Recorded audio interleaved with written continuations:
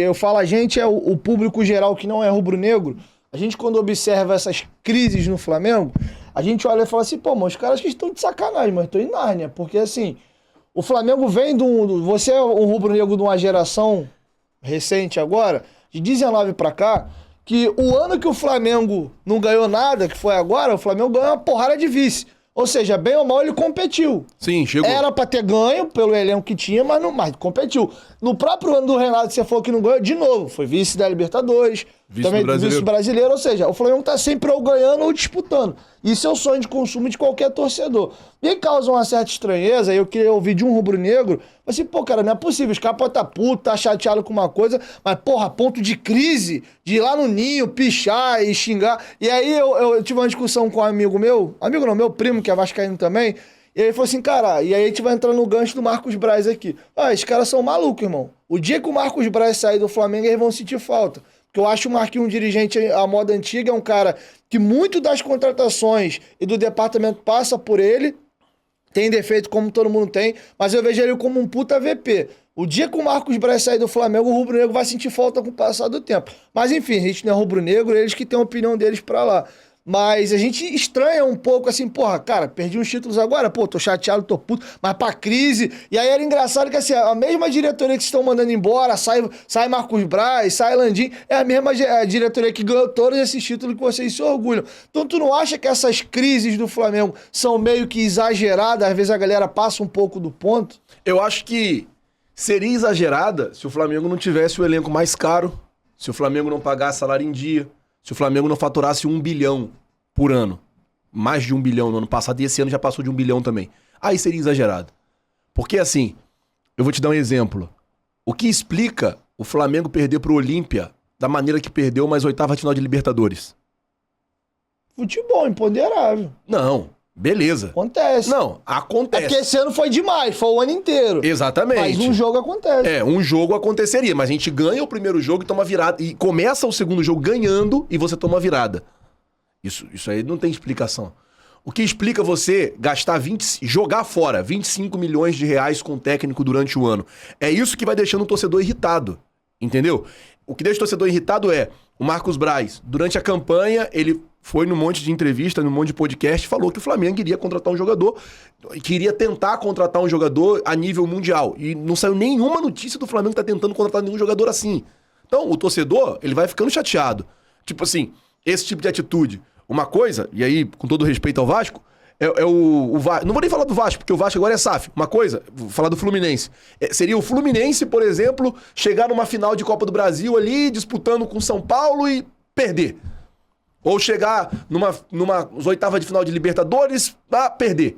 Pô, o Fluminense investiu 13 milhões de reais em jogador. O time inteiro titular do Fluminense custou 13 milhões de reais. O Flamengo gastou mais que isso em multa de treinador. Pô, o Flamengo gastou mais do que isso em multa de treinador, entendeu? Eu acho que nenhum jogador do Flamengo, do time titular, custou. Um jogador. Nenhum deles custaram 13 milhões de reais. Então, assim, foi até o que eu falei. O Fluminense, ele chegou na final ali e foi campeão porque conseguiu acertar em tudo. Não tem muito direito de erro também, assim, que se contratar errado, acaba que prejudica o planejamento do ano.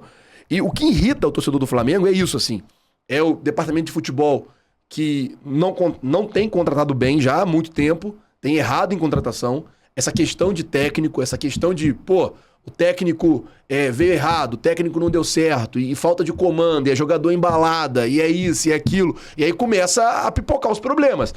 O Marcos Braz que brigou com o Gabigol, assim, uma briga infantil. Um dirigente não pode nunca fazer o que o Marcos Braz fez com o Gabigol. Não tô aqui puxando o saco ou defendendo o Gabigol. Mas o jogador sai reclamando do gramado. E aí fala pra ele, pô, isso aí é culpa sua. Não é a culpa do Marcos Braz. Isso é a culpa do VP de patrimônio. Ele que tem que resolver isso. E o Marcos Braz pega, se é gramado bom, vai jogar na Premier League. Tipo, sabe assim, isso não existe, Dieguinho. Isso não existe. E dos dois começar um gritar com o outro, de vai tomar lá, aquela coisa toda, dentro de um vestiário no intervalo de um jogo. Então assim, o que irrita o torcedor são as atitudes que a diretoria vem tomando ao longo do ano. Aí o torcedor fica irritado. Porque, beleza, é o que eu falei. Quando você erra e o resultado vem, o resultado esconde seu erro. Só que quando o resultado não vem, o resultado expõe teu erro. Entendeu? Então, assim, o Flamengo é uma equipe que fatura 1 bilhão por ano. O Flamengo é uma equipe que gasta dinheiro com contratação. às vezes vende, na hora de vender, vende mal, às vezes, sabe assim? E aí uma pessoa do Flamengo falou assim, porra, mas também vocês não sabem o que querem. Que eu falei assim, pô, cara, se a gente for pegar... Vamos falar continuar falando do Fluminense. O Fluminense contratou o John Arias por 3 milhões de reais.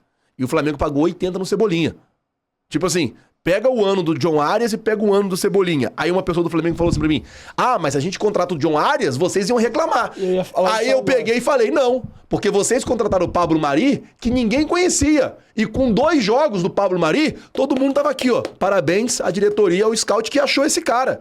Departamento de scout é pago e tem que funcionar pra isso. Pra achar. Não sou eu que tenho que ficar vendo o jogo da Série B, da Europa, de algum lugar pra achar um jogador bom. Ou os sul-americanos aí. Quem tem que ver é eles. E aí traz o cara. O cara chegou sob desconfiança, chegou e ninguém queria que chegasse. O cara fez 2, 3 jogos bons, o cara conquista a galera, mano.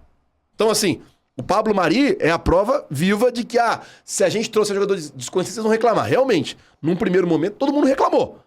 Pablo Mari fez 2 jogos, todo mundo, caramba, que zagueiro, hein? Era um zagueiro desse que a gente precisava. Pablo Mari foi embora, o Flamengo conseguiu vender o Pablo Mari por 90 milhões de reais e todo mundo aqui, ó, aplaudindo. Então assim, se trouxer um desconhecido, vocês não vão aceitar. Não vamos aceitar se o cara for um bagre. Se o cara for bom, todo mundo vai aplaudir. Não, mas essa questão que você falou aí do John Arias com a questão do Cebolinha, eu acho que ela tem os 2 lados, Gui, porque assim, isso aqui dá uma brecha pra gente falar sobre o Flamengo mesmo. Porque eu acho que todo jogador, independente de quem seja, ele sempre vai ser uma aposta. E eu vou pegar o exemplo do Cebolinha. Quando o Cebolinha ele é contratado, porra, você tá trazendo o Cebolinha que voou no Grêmio, foi pro Benfica, nem todo mundo bate na Europa e rende, o Gabigol é um grande exemplo disso. Mas foi um jogador que foi eleito craque da Copa América de um passado bem recente, que foi 2019. Bem recente, e pô, chegou o Flamengo a peso de ouro. Quem não queria o Cebolinha no Brasil? O Marinho, quando vem do Santos pro Flamengo, recente tinha sido vice-campeão da Libertadores, sendo um grande jogador do Santos. Mas por que ninguém reclamava do Marinho reclamando do Cebolinha? O Marinho custou 7 milhões de reais. Não, tem uma diferença de preço. O Cebolinha custou 82. Não, mas eu acredito que quando ele chega, ninguém questiona a questão do valor, até porque você tá trazendo um baita de um jogador. Então, eu acho que a galera acaba reclamando depois quando dá errado. Por exemplo, teve o Michael, quando ele vem lá do Goiás. Acredito que teve uma galera, pô, legal, mas ainda assim, é um legal, peraí. Jogou no Goiás, vamos ver aqui. 37 lá, né? Entendeu? Que também não foi barato. Não foi barato. Mas ainda assim era um jogador que despontou num time médio do Brasil e vamos ver qual é. Até porque você já tinha um elenco já recheado já em 2020. E ele arrebentou. Então isso é muito relativo. Vai ter um jogador tipo o Pablo Mari que vai chegar desconhecido e não vai dar certo, e vai ter um cara que vai chegar super badalado e vai dar em água. O próprio Gabigol, que pra muitos é o segundo maior ídolo já da história do Flamengo, ele veio porque o São Paulo, que tá então São Paulino ali, aumentou a proposta e levou o Pablo pra lá e o Gabigol acabou caindo aqui. É a mesma coisa o Arrascaeta, né? Veio porque o Rodriguinho, acho que foi pro Cruzeiro na época, não veio porque o Flamengo... O Rodriguinho, o Cruzeiro foi no Rodriguinho e o Flamengo foi no Arrasca. E aí veio o Arrasca. Mas é o que eu tô te falando, cara. Eu acho que, assim, o que irrita o torcedor são essas coisas, assim. São as atitudes que a diretoria, ela vai tomando e aí o torcedor vai ficando irritado, assim. Porque é aquilo. Mano, tu chega numa final de Libertadores. Irmão, é um jogo só. Você pode... Aconteceu ali um acaso, uma bola do adivinho, gol, acabou. Perdemos. Mas, pô, chegamos na final. Brigamos. Beleza. Sabe? Agora, você perder pro Olímpia... O orçamento do Olímpia era 545 mil dólares, mano, por mês. Do Flamengo, 17 milhões. Não dá pra gente falar, tá tudo bem, tá tudo normalizado. O que tá faltando? Tá faltando a diretoria cobrar jogador? Então tem que cobrar jogador. Porque, por exemplo, a gente tem canal do YouTube. A gente só ganha o nosso dinheiro se a gente produzir. Tem que fazer vídeo, tem que fazer as coisas. Tipo assim, ninguém precisa me falar que eu tenho que gravar vídeo. Ninguém precisa me falar o que eu tenho que fazer. A mesma coisa jogador, pô. Você vê o Flamengo hoje. Morre no segundo tempo. Cansa no segundo tempo. Pô, isso é normal? O Flamengo tem que ter, com o dinheiro que tem, os melhores, sem soberba, na moral, os melhores profissionais do mercado. Tipo, qual é o melhor preparador físico? É esse? Ele tem que ser nosso. Qual é o melhor médico? É esse? Ele tem que ser nosso. Qual é o melhor fisiologista? É esse? Tem que ser nosso. Qual é a melhor equipe de scout? Tem que ser a nossa. O melhor, pelo dinheiro que tem, pela condição que tem, pelo que se investe no Flamengo. E às vezes a gente vê...